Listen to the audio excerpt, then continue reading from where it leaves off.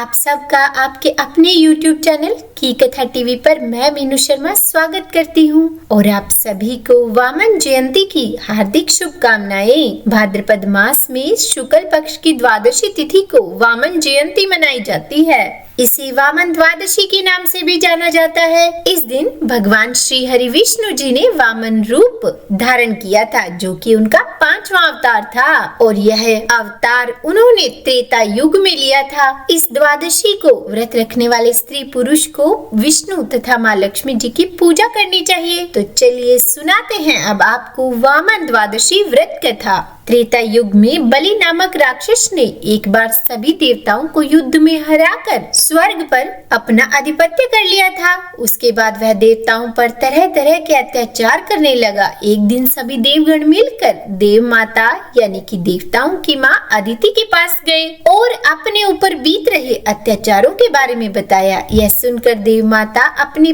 पति ऋषि कश्यप के पास गई और देवताओं की समस्या बताई। महर्षि कश्यप ने कहा कि हे देवी, तुम भाद्रपद महीने के शुक्ल पक्ष की द्वादशी का व्रत करो, जिससे प्रसन्न होकर भगवान विष्णु जी तुम्हारी कोख से जन्म लेंगे अपने 5वें अवतार वामन अवतार के रूप में। तब देव माता अदिति ने पति महर्षि कश्यप की आज्ञा से विशेष अनुष्ठान किया और फल स्वरूप भगवान विष्णु ने वामन ब्रह्मचारी का रूप धारण कर राजा बलि के यहाँ आ गए। उस समय राजा बलि ने विशेष यज्ञ का अनुष्ठान किया था और वामन भगवान उसी यज्ञ में जाकर शामिल हो गए। राजा बलि ने वामन भगवान का भव्य स्वागत किया और दक्षिणा देने लगे, किंतु वामन भगवान ने मना कर दिया। कहा कि हे राजन, मैं दक्षिणा में कुछ भूमि मांगना चाहता हूँ, क्योंकि मेरे पास इतनी भूमि नहीं है जहाँ पर मैं बैठकर भक्ति कर सकूं। तब ब्रह्मचारी की बात सुनकर राजा बलि बोला कि हे भगवान, मांगो, आप कितनी भूमि मांगोगे,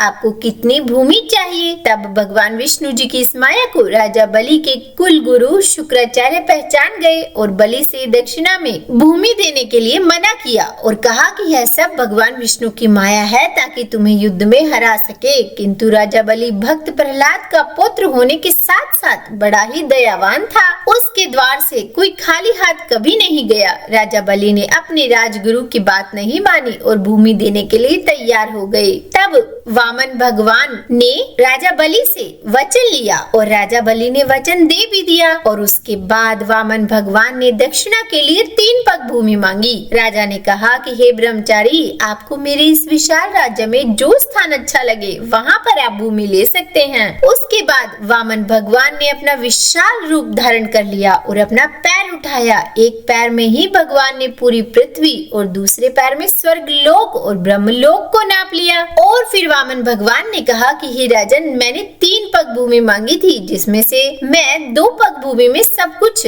नाप चुका हूँ, किंतु अभी तीसरा पग कहाँ रखूं? तब राजा बलि ने कहा कि हे भगवान, आप तीसरा पैर मेरे सिर पर रखकर अपनी दक्षिणा को पूरा कीजिए। और वामन भगवान ने अपना तीसरा पैर राजा बलि के ऊपर रखकर 3 पग भूमि प्राप्त करी। उसके बाद भगवान अपने असली रूप में आकर राजा बलि से बोले कि हे राजन, आज से तुम पाताल लोक के स्वामी हो, तुम वहाँ जाकर राज करो। और फिर भगवान विष्णु ने राजा बलि से कहा कि अब तुम एक वरदान भी मुझसे मांगो। तब इस पर राजा बलि ने दिन रात भगवान को अपने पास दिव्य लोक में रहने का वर मांगा और कहा कि हे भगवान, आप भी पाताल लोक में सदैव निवास करो ताकि मुझे आपकी पूजा अर्चना एवं भक्ति करने का सुख प्राप्त हो। तब भगवान विष्णु ने अपना वचन पालन करते हुए राजा बलि का द्वारपाल बनना स्वीकार किया, जिन्हें फिर बाद में देवी लक्ष्मी ने राजा बलि से वरदान मांगकर मुक्त करवाया। तो बोलिए विष्णु भगवान